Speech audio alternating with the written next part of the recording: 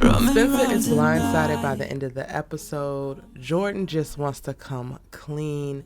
And Olivia just wants that old thing back. What's good, y'all? It's your guest, sis Erica Vane, coming to you right here on Erica Vane TV with another All-American video. And in this video, I'm breaking down Season 5, Episode number 9.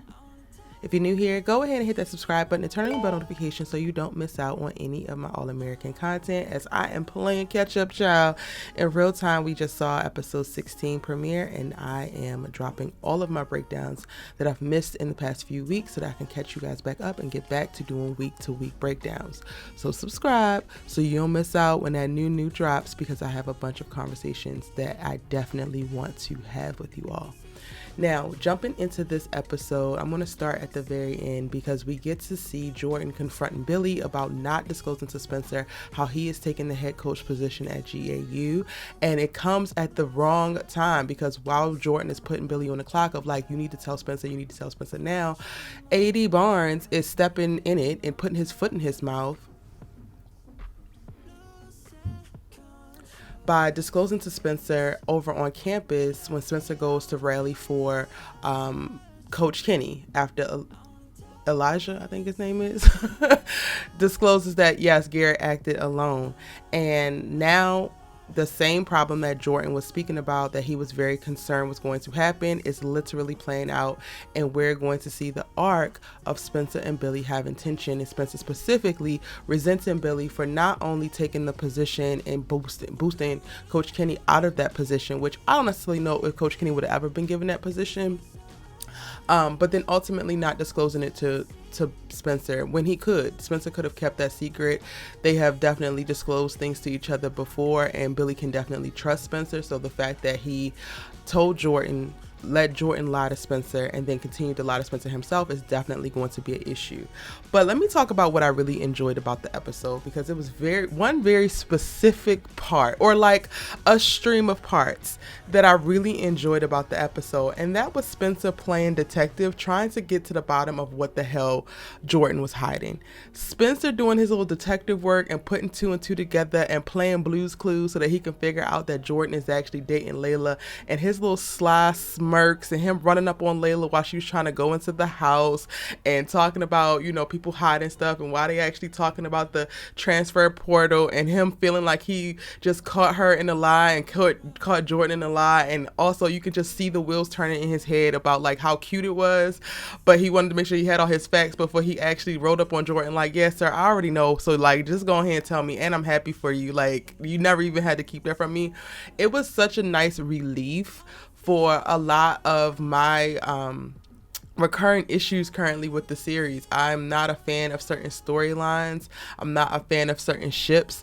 And with Spencer having this little subplot of like figuring out what's going on in Jordan's life and what Jordan is keeping from him, and having it be such a lighthearted thing, even though we know that the ultimate secret is the whole thing about Billy taking the job, it just provided a really great spot for a little bit of comedic relief and lightness, and it's something that I don't think that we get to see with Spencer a lot, so it made it even more refreshing. Now, what I didn't actually enjoy, of course, is tied to Olivia Baker, because since season 3 I just have not been a fan of how they have utilized her character, and I just have not been a fan of her narcissism. Her narcissism continues to play out for me in this episode, in that she is so excited at the top of the episode about dating Noah, which is already problematic in and of itself, because this is the same friend that you had while you were dating Spencer, and you played like it was nothing and that y'all were just co-workers. Meanwhile, you cultivated this whole other thing. And I will never forget the episode where Spencer and Olivia were supposed to spend the day together, but then she decided to hang out with her journalism friends, and it's like, girl, where in the hell did you even get all these goofy ass friends from? We don't even know.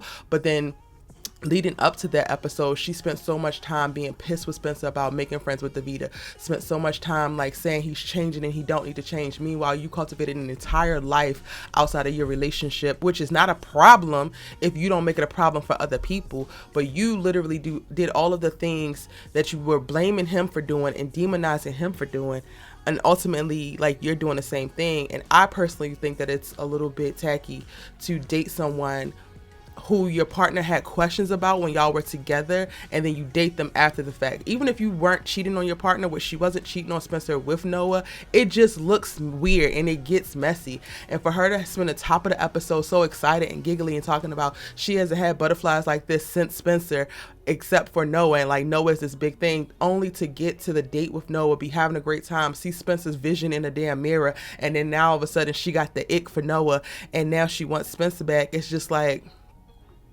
girl, sit with yourself, because I can't. And for me, the narcissism plays out in that when towards the end of the episode, she takes a visit over to South Crenshaw and goes and talks to her mom about the date, about Noah, and about her feelings about Spencer. And when she says like, nobody makes me feel like Spencer does, it just points out exactly how one-sided their relationship is, because she's not concerned of how she makes Spencer feel within that relationship. She literally thinks that the only issue that they had within their relationship is that Spencer thought that she was happy without him. When lack of communication, compromise, selfishness, and just not actually being aligned were all big issues brewing and festering within their relationship.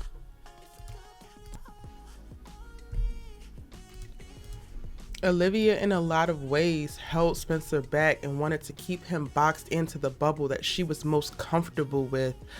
Meanwhile, she was allowed to experience her college life to the fullest, make new friends, explore interests and hobbies, dive into this damn article that seemed to mean so much to her prior to its release, regardless of how it affected her brother and her boyfriend.